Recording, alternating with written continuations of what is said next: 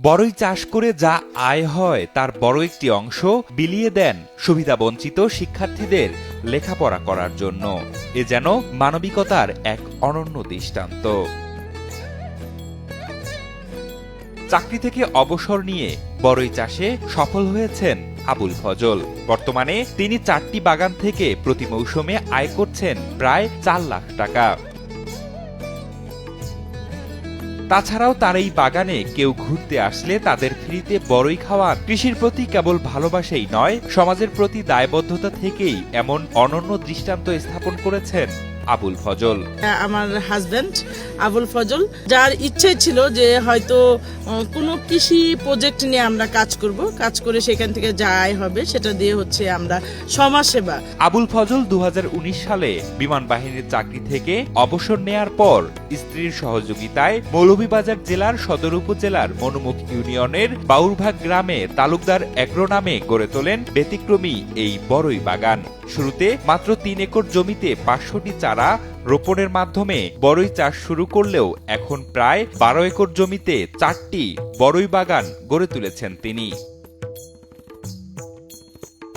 তার বাগানে থাই কুল, কাশ্মীরি আপেল কুল, বল সুন্দরী, চায়না টক মিষ্টি, নারিকেল কুল, জাম্বু কুল ও ঢাকা 90 সহ নানা জাতের বড়ইয়ের চাষ হচ্ছে। কীটনাশক ছাড়াই আধুনিক প্রযুক্তিতে বড়ই চাষ করেন আবুল ফজল। তাই তার বড়ই দেখতে যেমন আকর্ষণীয়, খেতেও হয়েছে তেমন সুস্বাদু। বাগানে অনেকগুলো গাছ এবং অনেকগুলো বড়ি, তার মধ্যে এগুলো হচ্ছে ফুটবল জাতের বড়ি, এগুলো অনেক মিষ্টি এবং অনেক সুস্বাদু।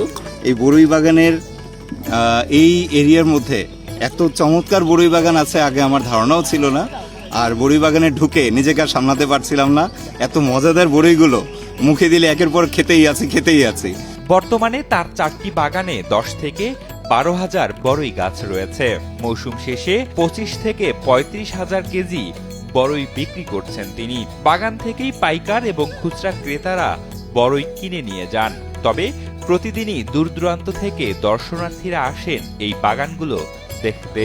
ইলেকট্রা রেফ্রিজারেটর, খাবার তাজা তো জীবন তাজা। ইলেকট্রা, ফ্রিজের রাজা।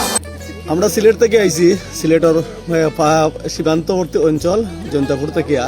এখানে যে বড়ই বাগান ফজল ভাই করছেন, বড়ই বাগান দেখাতে এবং বড়ই খাওয়ার, এখানে আওয়ার পরে অত্যন্ত আশ্চর্য হয়েছি এবং আসলে খুব আনন্দ লাগে যে বাংলাদেশ যে অপার সম্ভাবনাময় একটা বাংলাদেশ, এটা বোঝা যায় যে এই সামান্য জায়গা থেকে কিভাবে যে এত সুন্দর ফসল তারা করতে পারে। বিদেশ থেকে আসলে আমরা সবসময় এখানে বাগানে আসি। মৌলভীবাজার জেলার কৃষি সম্প্রসারণ অধিদপ্তরের উপপরিচালক কৃষিবিদ জালাল উদ্দিন জানান, জেলায় 350 হেক্টর জমিতে বড়ইয়ের আবাদ হয়েছে। আবহাওয়া ও মাটির গুণাবলী ভালো থাকায় বড়ইয়ের ভালো ফলন হয়েছে। আবুল ফজলের বাগান দেখে অনেক বেকার যুবকই বড়ই চাষে উৎসাহী হয়ে উঠছেন। কৃষি বিভাগের পক্ষ থেকে তাদের পরামর্শ ও সহযোগিতার আশ্বাস দেন এই কৃষি কর্মকর্তা।